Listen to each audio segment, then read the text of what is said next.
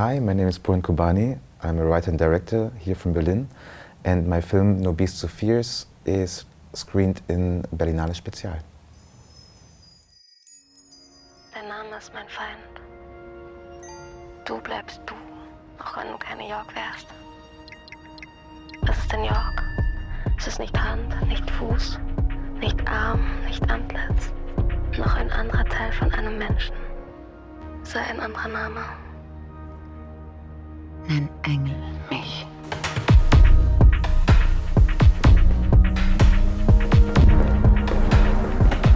So bin ich neu getauft. Und heiß nicht York mehr. Was dir feindlich ist, das hasse ich. Will nur mehr sanfte Welle sein, auf der du taumelst. Will nur mehr die sein, die du rufst. Rashida.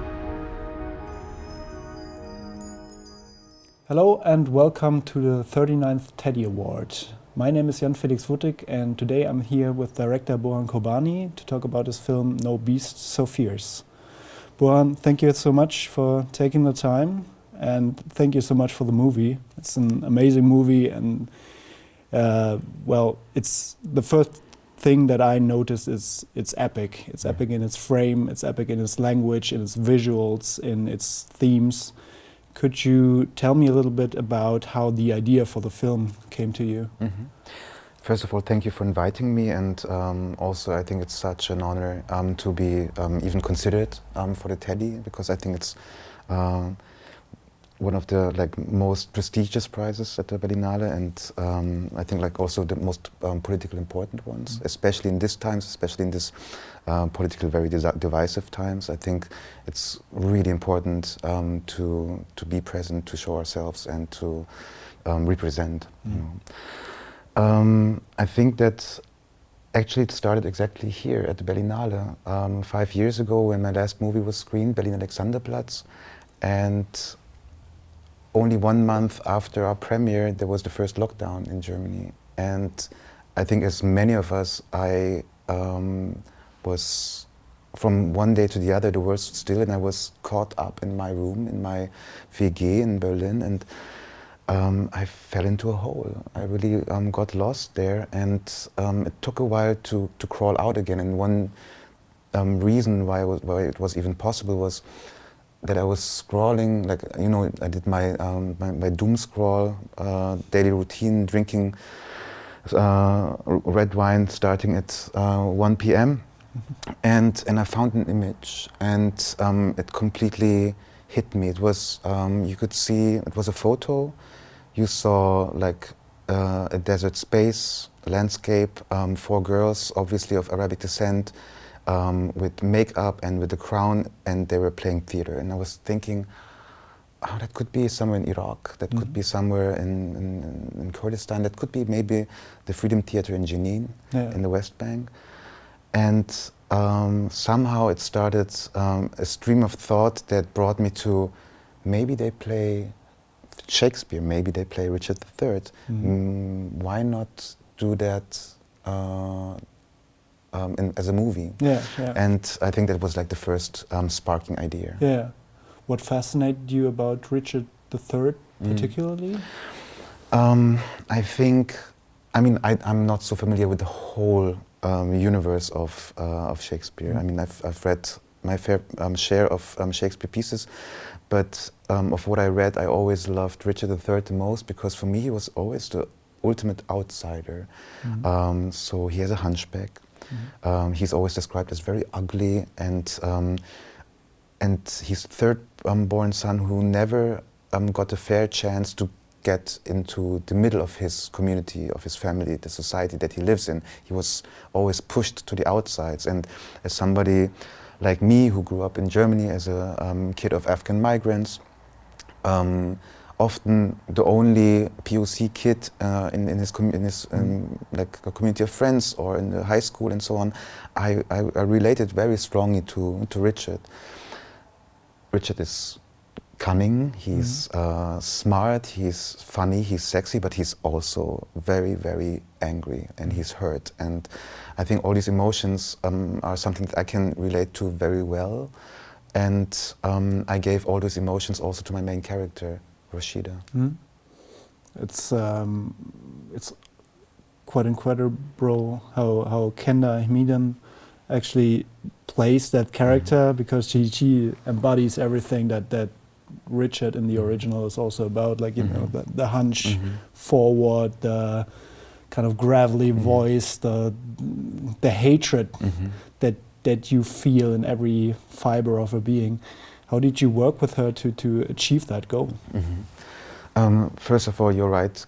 Kenda Maidan, she is a genius. She's amazing, brilliant, wonderful as a human being, but also as a woman who fled Syria in 2016, somebody who's kind of lost here in Germany, and also someone who didn't only flee because of the war, but because also because she was a woman in a very, very male-dominated society. And part of our work was to talk exactly about that, what it means to be an outsider and to be stranded and lost in Germany. And of course there was a huge approach in language, in physical work, like how to find a physicality for this weird human creature that has whose innermost thoughts always ooze to the outside. And I don't know what happened. At a certain point, after we worked for a long time, she started to become this animal, this creature. And she did things that we never talked about or planned. So we were having a shooting day, and then there were some scenes which are very expressive, and she does things that are like movements that we never even considered, and suddenly they were there. And she also brought a depth to some of the moments that I was seriously behind the camera with the monitor, and I was crying while she was hurt and in pain, and giving me a scene which, for example, is a very cruel moment between the two lovers, Ranima and Rashida, and they're having a duel. They're playing ping pong. It is a kind of breakup scene in a sense, and maybe I was heartbroken myself at that point. Maybe I was tired. I'm so sorry. Das geht gar nicht, sorry.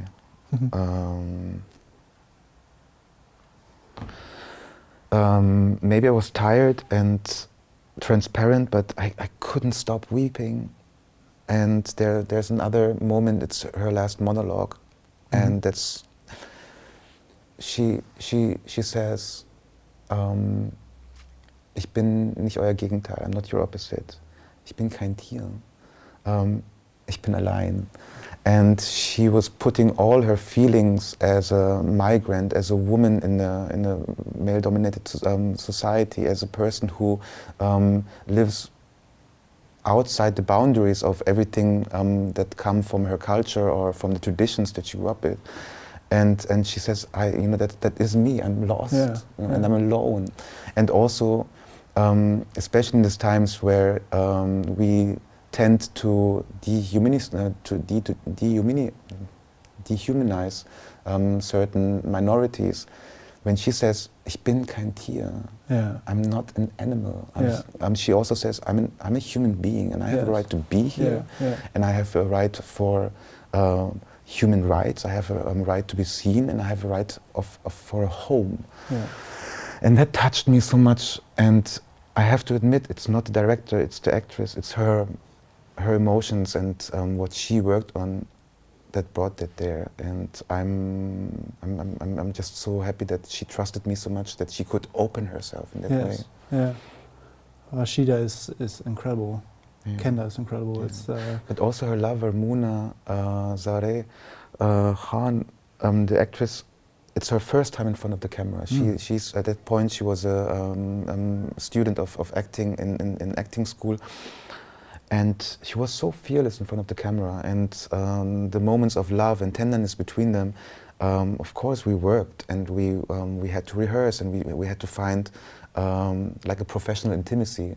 And that's a weird thing to say, professional intimacy, Sure. to be in front of the camera and to touch, to kiss, to make love. That's something that it's work. You know, it doesn't come. It's not that as a director I can say, look, the script says you see each other, you fall in love, you kiss. But it has to happen in a process of engaging and trusting and letting go. And it's such a privilege as a director to sit there and to realize that people are letting go and they're trusting you, and then they get involved into real intimacy. Yeah, true.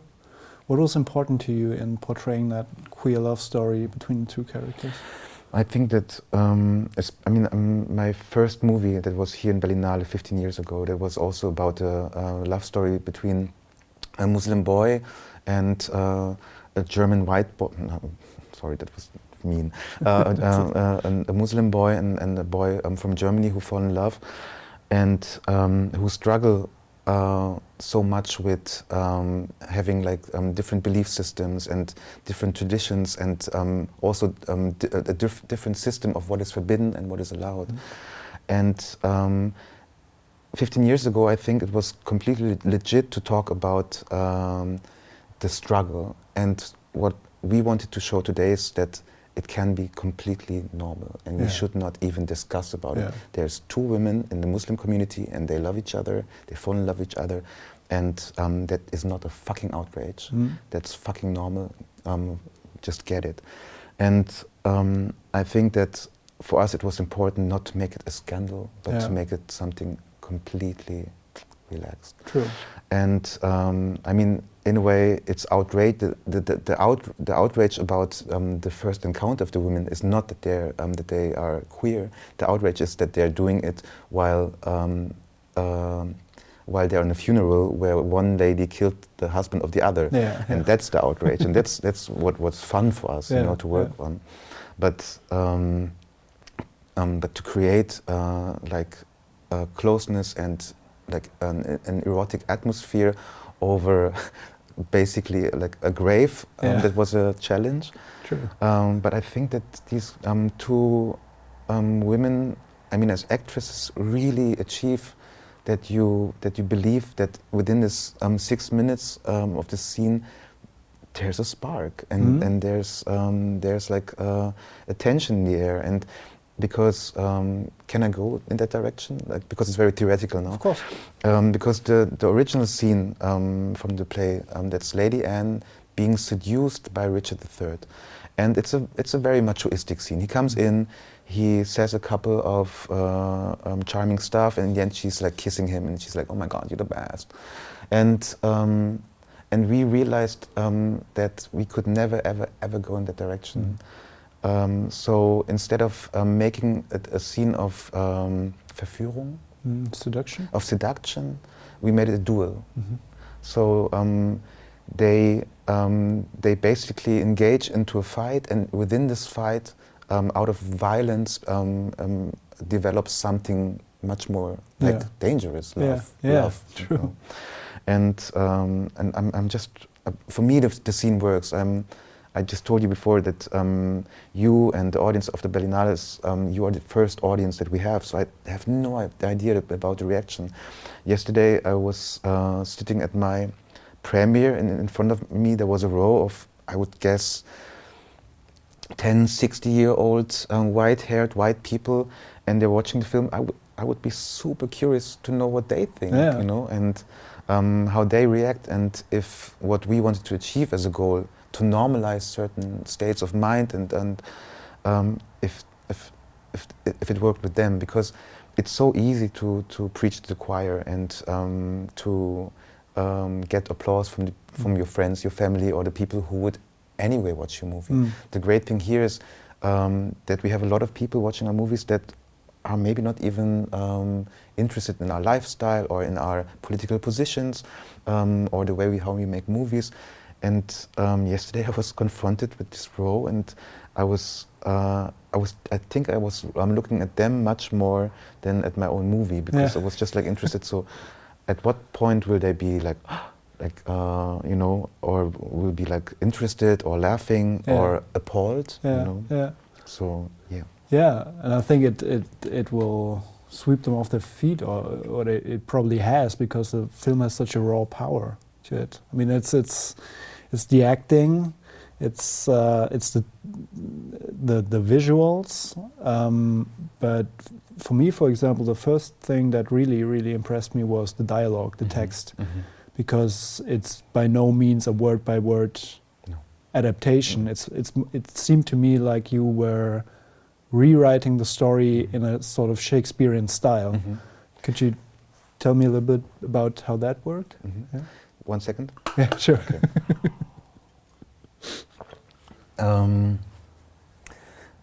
You know, I'm a person who writes his own critics. Like I'm doing this in German. Qurbani hat sich bemüht, in seiner Shakespeare, dann in Anführungsstrichen Adaption, sich dem Stoff des Großen Meisters zu nehmen, bla bla, such things.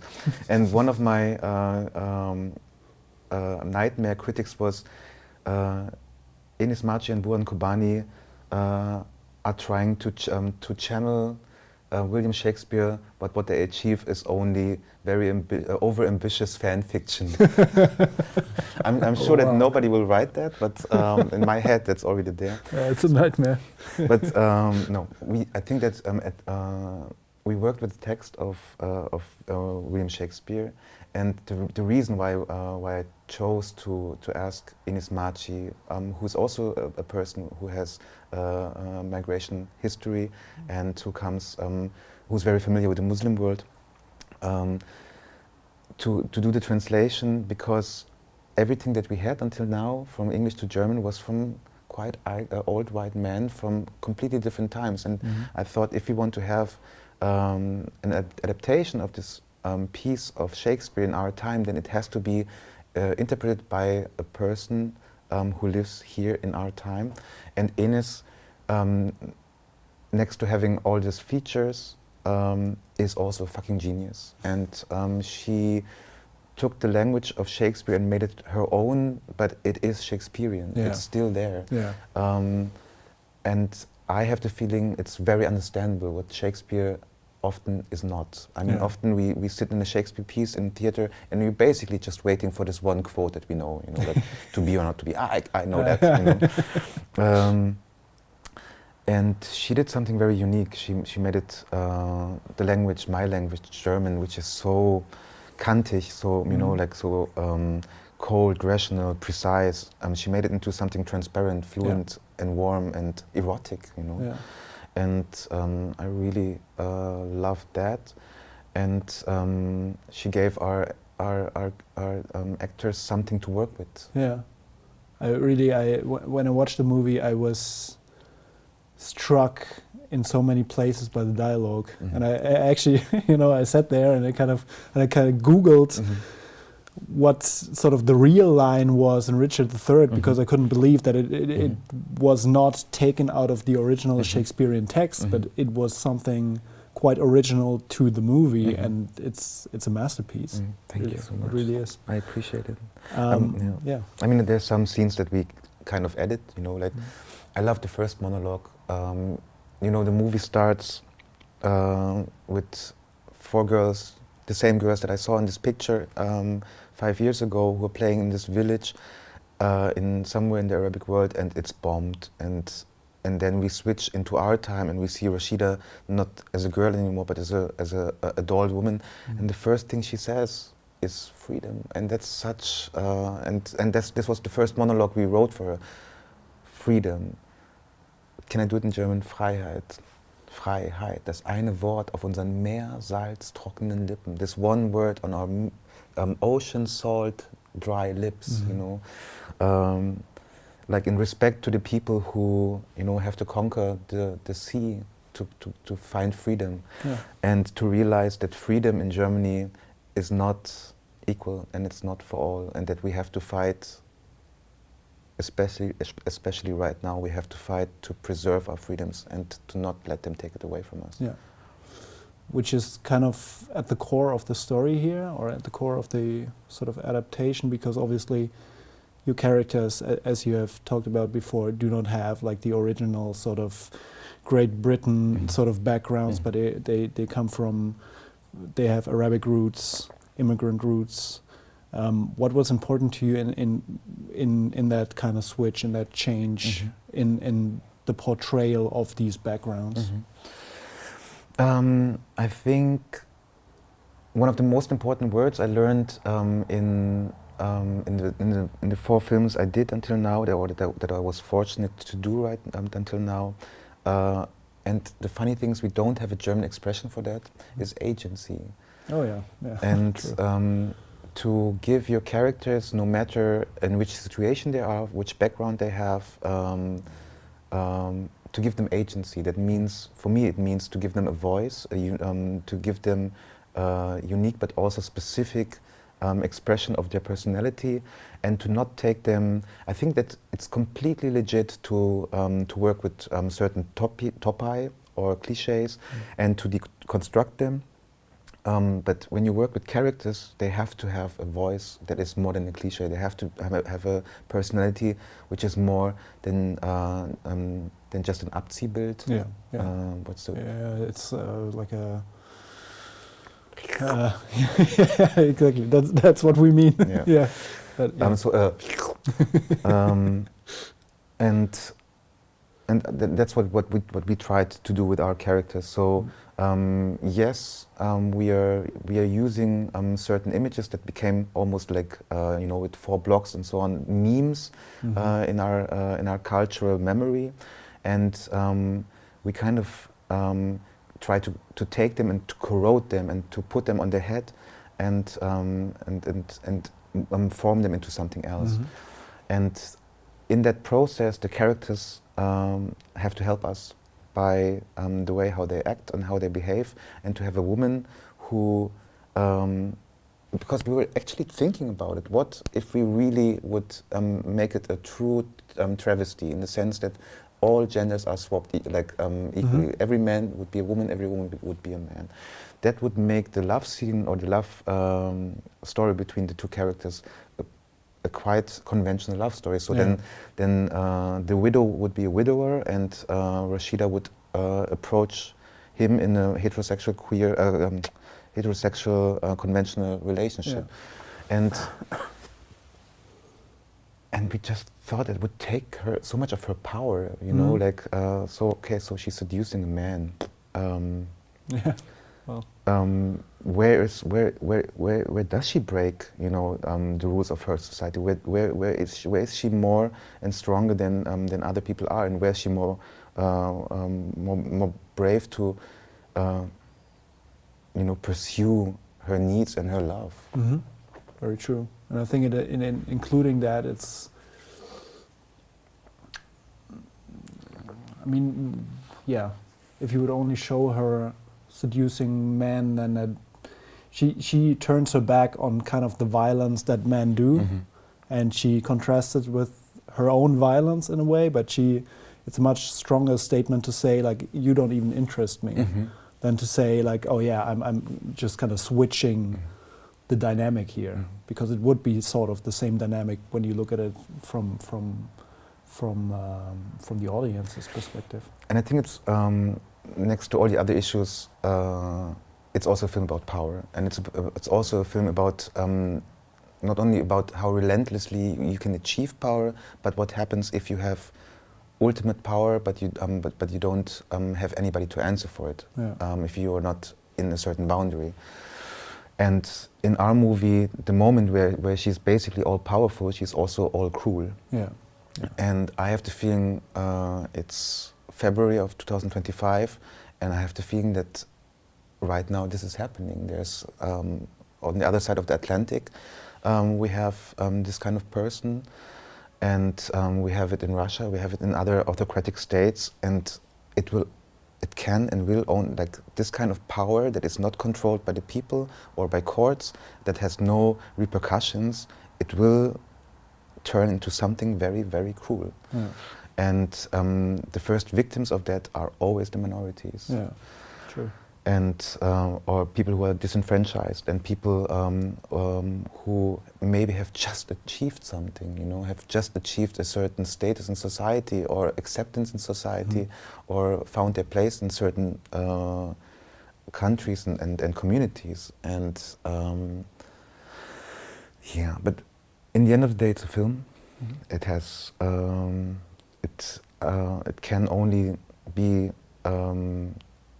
as a piece of art. It can only exist in the realm of art. It's everything political inside of it, and that's what I'm realizing or seeing right now is changing with the everyday policy. So whatever happens, if the movie would be released, let's say 1 week, 2 weeks later, after the elections here in Germany, it would be a different movie. It would be conceived in a different way. Right now, we are so focused on certain issues that the Berlinale has the perfect spot. Yeah, you know, true. Every movie, 147 movies or something, every movie this year is political and important and says something. 1 week later, it would be too late. Yeah, yeah. Now we can still, there's still a way to, you know, to give people a new perspective, or a different perspective, or inspire them in a different way, or outrage them in a different way. True. Yeah. Well, I want to thank you so much for being here. Sure, That's thank you for having me. it from me. It's our pleasure, and I wish you all the best for the rest of the Berlinale. Danke. And thank you so much for No Beasts, So Fierce. Thank you for having me.